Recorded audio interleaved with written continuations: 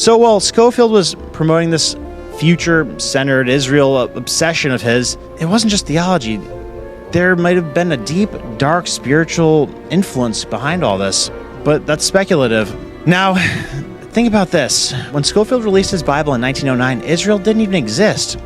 But just 8 years later, something remarkable happens. The British government issued the Balfour Declaration, a formal statement supporting the establishment of a national home for the Jewish people in Palestine. Now, this wasn't just a political move, it was deeply influenced by Christian Zionists inside the British elite.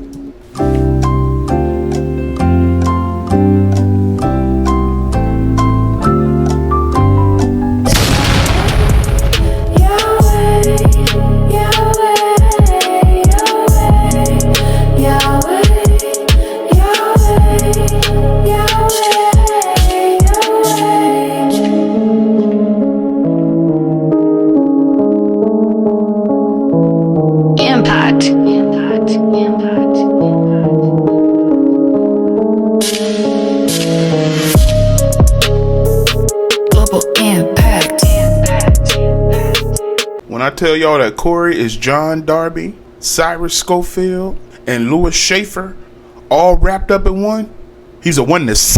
Come on now, dog. Come on, man. Y'all need to start listening more, man, because his teachings are rooted in those people that I just named. The way he teaches comes from these people, and these people have another agenda. Are American Christians supporting Israel because of politics or because they think God will curse them if they don't? Because that's what millions of people believe, literally. So today we're going to dig into one of the most powerful... And he a Patriot fan, huh? Let's go. You already see what's in the background. ...forces in American politics that barely anybody understands. Christian Zionism. So how did a few Bible footnotes change the way that millions of Americans vote, pray, and even push for war? All right, so this is going to be a deep dive. You're about to learn how a mysterious Bible from 1909 rewired modern Christianity and may have changed U.S. foreign policy forever. So let's get right into it. It all starts with a man named Cyrus I. Scofield, a failed lawyer, shady preacher, and former drunk who somehow became one of the most influential theologians in American history. So in 1909, he published something called the Scofield Reference Bible. So on the surface, it looked like any other King James Bible, but it came with a twist. It came with footnotes, so interpretations, and there were thousands of them. Scofield added his own commentary right there on the same page as the scripture. And these weren't just helpful tips or definitions. These footnotes completely changed how people read the Bible. Scofield introduced a system called Dispensationalism. Basically, he divided history into 7 eras, or dispensations, and argued that God had 2 separate plans, one plan for the church and one for Israel. Now, to most readers at this time, this was a new idea, but in Scofield's world, Israel wasn't just a thing of the past. It was the centerpiece of the future. Prophecies in the Old Testament weren't metaphors. They were literal predictions, according to Scofield, and they were coming true in real time. And that's when things got political. One verse Scofield highlighted, Genesis 12-3, became the cornerstone of Christian Zionism. It says, quote, "I will bless those who bless you, and I will curse those who curse you." So that sounds nice, right? And that became interpreted as where the you was Israel. As in, if you bless Israel, I'll bless you. If you curse Israel, I'll curse you. And that's because this verse was being spoken to Abraham in the Bible. So Scofield interpreted this as a modern-day command. If you want God to bless America, you better bless Israel. And if you don't, well, good luck. So this idea took off like a wildfire, and not because Scofield forced it, but because it embedded itself inside the faith and infrastructure of millions of people. His Bible became widely popular, especially in Bible colleges, in seminars, and in churches across the South and Midwest America. For many Christians, the Bible wasn't just a spiritual book anymore. It was a political roadmap. Now here's where it gets really intense. So Scofield Bible didn't actually change the scripture. It changed how people read it.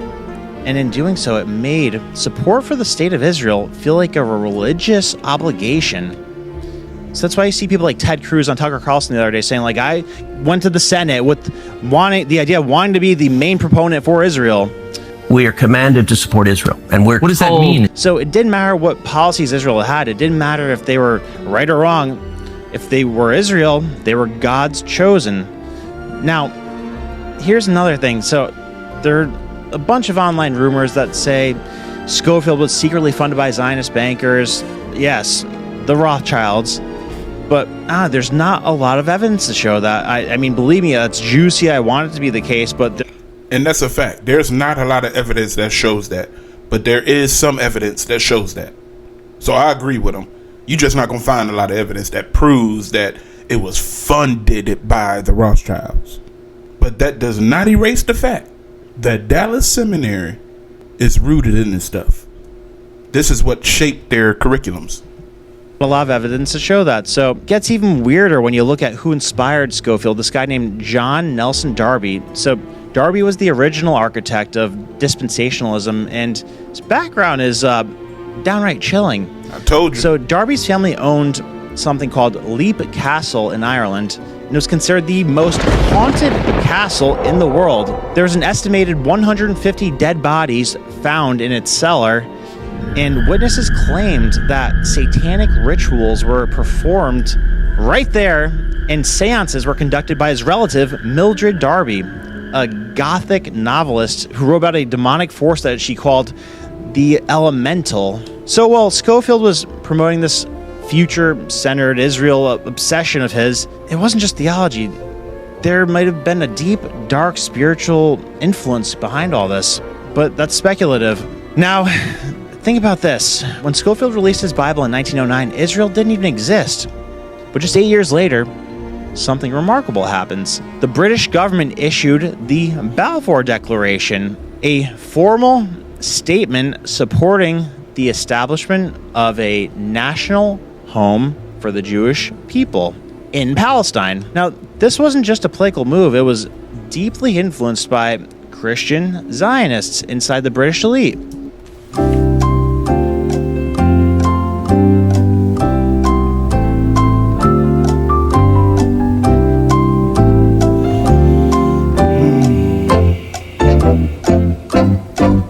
I be trying to tell y'all, man. Including Lord Arthur Balfour himself, who held dispensationalist beliefs similar to Scofield. Now, even more curious, the letter was addressed to Lord Walter Rothschild. Literally on the figurehead of the letter, it says, "Dear Lord Rothschild." So obviously he's a key figure in the Zionist movement, and this fuels all kinds of conspiracy theories about elite coordination between Zionists, financiers, and Western governments. But this also came during World War I, as Britain was trying to secure influence in the Middle East. While the Ottoman Empire was collapsing, some argue that this declaration was part of a spiritual crusade, part of an imperial chess move, because in the early 1900s, Great Britain was actively looking at the Ottoman Empire's collapse and trying to speculate and divvy up its land proactively, and that's what they ended up doing with the Sykes-Picot Agreement after. So Palestine was seen as a strategic prize militarily and economically, and religiously. Therefore, promoting Christian support for Jewish resettlement aligned with British imperial interests in creating a Western-aligned buffer right there in the region in the Middle East. So many British political and academic elites were sympathetic to the Zionist cause, obviously including Lord Arthur Balfour, the Rothschilds, and members of the Round Table Group. But here's the thing, the support was not always religious. It was often strategic. They saw Jews as a potentially loyal population in a vital region, in an unstable region that just faced a collapse of a multi-hundred-year empire. So they hoped to appeal to the American Protestant support for Zionism as leverage in geopolitics. And they widely published Scofield's Bible and probably saw this as a soft power move, influencing American opinion through theological channels. So the Scofield Reference Bible came out in 1909, Balfour Declaration in 1917. A little bit weird timing. During this gap, Zionism was gaining traction amongst British policymakers and intellectuals, promoting pro-Zionist theological views amongst Americans. Are you people listening? This is American history. These are facts that this man is talking about. They thought this would help generate grassroots Christian support for Britain's coming actions in Palestine. So here's the question. Could Oxford University Press have political or ideological motivations, not just commercial motivations? I mean, think about it. There's no direct evidence of collusion, but consider this. A British publisher printing a Bible that promotes unconditional support for Jews returning to Palestine at a time when Britain is preparing to take control of Palestine itself. And 8 years before it publicly endorses Zionism through the Balfour Declaration. So that's either one of the most profitable coincidences in publishing history or part of a larger pattern of ideological and imperial alignment. It's almost like prophecy was getting policy backup. Now, this timing right here is just too strange for some researchers to ignore. So, the Scofield Bible predicted that the Jews would return to Palestine in a time when it sounded absolutely absurd. Then, within 1 decade, global superpowers started laying the groundwork to make that a reality. That's why some say the Bible didn't just forecast history, it shaped it. And yes, his entire prophetic framework was built around the idea that the Jews would return to the Holy Land, that a nation of Israel would rise again, that a third temple would be rebuilt. To most people, that seemed absolutely absurd at the time. But after World War II, everything changed. So the Holocaust shocked the entire world, and there was sympathy for the Jewish people, and it exploded. So in 1948, Israel was officially declared a nation, and for evangelicals raised on the Scofield Bible, this wasn't just history, it was prophecy fulfilled. Christian Zionism exploded post-World War II. The generational impact was enormous. Religious education started to shape the U.S. foreign policy. Kids were taught that America had a divine obligation to defend Israel or face divine punishment. So there's a quote from the Bible, it's Hebrew 11:16, and says, "But now they desire a better country that is in heavenly, wherefore God is not ashamed to be called their God, for there hath prepared for them a city." And Revelation 2-9 drops a bombshell that conspiracy theorists definitely latch onto. It says, quote, "I know the slander of those who they say are Jews and are not, but are the synagogue of Satan," end quote. So passages like that are often interpreted by fringe groups as suggesting that they are imposters within the modern Zionism and fueling suspicions that Christian Zionists are supporting something that they don't fully understand. Now, that's why I don't like leaping to conclusions with these Bible verses. But then came the Cold War, and America needed allies in the Middle East. And Israel, a democratic Western-aligned state, fit that bill. So presidents began using terms like Judeo-Christian values, in God we trust, and Israel became more than just a country. It became a symbol of moral clarity in a chaotic world. So by 1967, the 60-day war of Israel's military, they were victorious, and was being talked about in church pews like it was a miracle.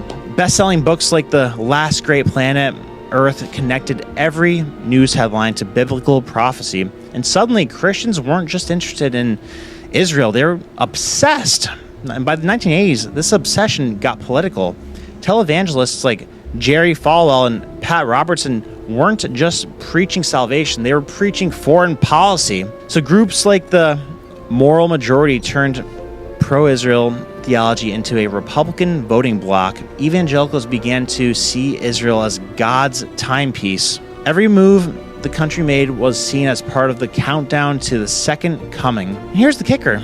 This belief system wasn't driven by Jews, it was driven by Christians. Christian Zionists now outnumber Jewish Zionists by tens of millions. And that's why politicians are terrified of them. So they organize massive rallies, pressure lawmakers, and fund trips to Israel for American politicians. Evangelical leaders like Pastor John Hagee say things like, quote, "The day America turns its back on Israel is the day God turns his back on America," end quote. So if you're hearing that every day of your life, starting in Sunday school when you're a little kid, it's going to have an impact on you. So This is why presidential candidates fall over themselves to prove how pro-Israel they are. It's not about Jewish voters, it's about Christian voters. Because here's the math. Evangelicals, they make up about 25 to 30% of the U.S. population. Jews, they just make up 2%. So if you're a politician, in a red state especially, or a swing state district, who are you more worried about upsetting?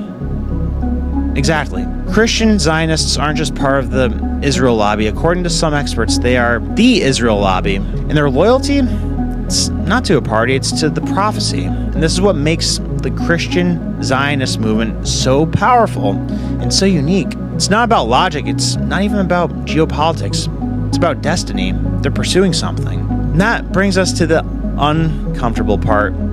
Christian Zionism is often the supporter of the most hardline Israel policies, things that even many Israeli Jews oppose. They back settlement expansion, they support total Israeli control over Jerusalem, they even oppose peace talks. They believe the end times require conflict in the Holy Land. It's a belief system that's not only political, it's apocalyptic. And here's where things get especially controversial. In their book, The Israel Lobby and U.S. Foreign Policy, authors John Mearsheimer and Stephen Walt argue that pro-Israel advocacy, especially from Christian Zionism and neoconservatives, played a major role in dragging the U.S. into the Iraq War. Now think about that. Paul Wolfowitz, Douglas Faith, Richard Pearl, all were key architects of the war. All had ties to pro-Israel think tanks, and all pushed hard for regime change in Iraq. Even though Iraq had no weapons of mass destruction and no link to 9/11, in 2002, Benjamin Netanyahu testified before Congress saying, quote, "If you take out Saddam's regime, I guarantee you that it will have enormous positive reverberations on the region." And look at that. Not so much, Bibi. What it did do was destabilize the region, kill hundreds of thousands of people, and fuel a generation of terrorism. And yet, many Christian Zionists supported it because they believed in it. It was part of a divine plan. The same playbook is being used with Iran today. Even when the U.S. intelligence found that Iran had halted its nuclear weapons program, Christian Zionists and groups like AIPAC kept pushing for sanctions, threats, and military action, and now they got their wish. Diplomacy is off the table, and in fact, when Colin Powell suggested talking to Iran back in the day, he was immediately attacked by pro-Israel voices in Washington. Speaking of AIPAC, let's talk about the elephant in the room. AIPAC is one of the most powerful lobbying groups in the country. It spends millions of dollars influencing Congress, shaping policy, and backing candidates. Here's the twist. AIPAC is not registered as a foreign agent.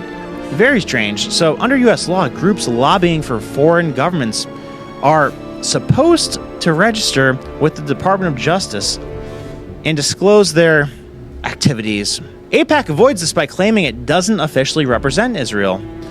But behind the scenes, it works closely with the Israeli diplomats, pushes Israeli talking points, and ensures that Congress stays in line with Israeli interests. A former congressional aide once said, "We can count on well over half of the House, like 250 to 300 members, to do reflexively whatever AIPAC wants." Now let that sink in. And yet, because AIPAC is treated as a domestic organization, it escapes transparency and any type of scrutiny. And other foreign lobbies would face strong opposition if they were in this position. But this is how the machine works. Theology becomes politics, politics becomes policy, policy becomes war.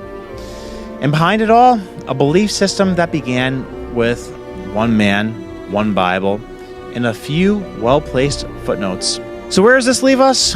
Well, here's the irony. Many Christian Zionists support Israel not because they love Jews, but because they believe Jews play a role in the end times.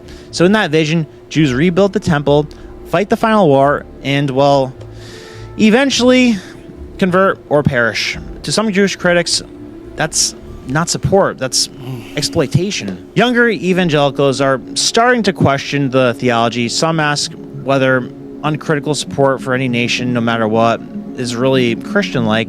Others point to humanitarian concerns like Palestinian suffering and the ethics of perpetual war, but the legacy of Scofield remains. He didn't change the Bible, he changed how people read it. That's a powerful thing. And in doing so, he helped create one of the most politically influential religious movements in modern American history. No, in modern world history. So next time you wonder why American politicians trip over themselves to back Israel, remember, it's not always about oil or strategy or even democracy or even, rich people. Sometimes it's just because someone read the footnotes. I was completely factual with everything I just said to you. And now, there is a side of this where we could be speculative because there is a lot of unanswered questions, and I'm going to do like a 3 or 4 hour video with Connor about this because we were talking about this a lot. We're going to do a podcast style thing, but I am deeply curious what compelled the Oxford Publishing House to push that and distribute it so hard, and what encouraged American Christian preachers to widely adopt the Scofield Bible and widely interpret it the way that everybody else is interpreting it. Why was it so easy to embed that idea into people? So it's like not too recent of a thing that you planted the seed in people's heads, and look at the monster that became. I don't know, who knows, people might criticize me for making this video saying like, oh, you're saying you're criticizing Jewish things, this and that, whatever. Like, I'm not criticizing Jewish things, I'm criticizing the freaking Christians. Like, people attribute all this power to Jewish people and the Jewish lobby, but I mean, look at what I just said. It's not even necessarily that. It's the 30 million Christians that are just, whatever Israel wants all the time, no matter what. I mean, that's probably going to bring some negative attention to the wrong people. So I think the main takeaway of this video is that Christians might be interpreting this thing they probably are interpreting this thing the wrong way, so they might have this fundamentally flawed idea of how they should treat Israel. Like Ted Cruz going on Tucker last week and saying like, oh yeah, I got into the Senate because I was just so passionate about being like the biggest proponent of Israel in the U.S. Senate. Like what the hell does that mean, Ted Cruz? How about the freaking cost of living, huh? How about the drug epidemic in America? Like, what does that mean? You entered the Senate to become the biggest proponent of Israel. What the hell does that do for the American citizens? But it's the American citizens' fault because 30% are evangelical Christian and they're just blindly Israel stuff no matter what. So, just like I said in last week's video, I wasn't criticizing Israel. I was criticizing their president, Bibi Netanyahu. I think the people of Israel hate Bibi Netanyahu. And in this situation too, it's like anger gets misdirected at the wrong person a lot of the time. So don't make it a Jewish, non-Jewish thing. Make it a blind, devout, brainwashing thing where Christians got a little bit carried away with the whole Israel no matter what thing. Because, you get a crazy president for Israel every once in a while, and he wants to go to war with everybody, and then the Christian bloc backs him, then the Republican bloc backs him, and then everybody's pissed off that we're in war. So it's something to be much more conscious of, especially when we're possibly going to be engaged with something with Iran, unless that starts to de-escalate. One word: brainwashed. Corey Minor is brainwashed by Dallas Seminary. Dallas Seminary is brainwashed by Louis Schaefer. Louis Schaefer is brainwashed by C.I. Scofield. C.I. Scofield was brainwashed by John Darby. Do you see the domino effect? This stuff is crazy, boy. Yahweh.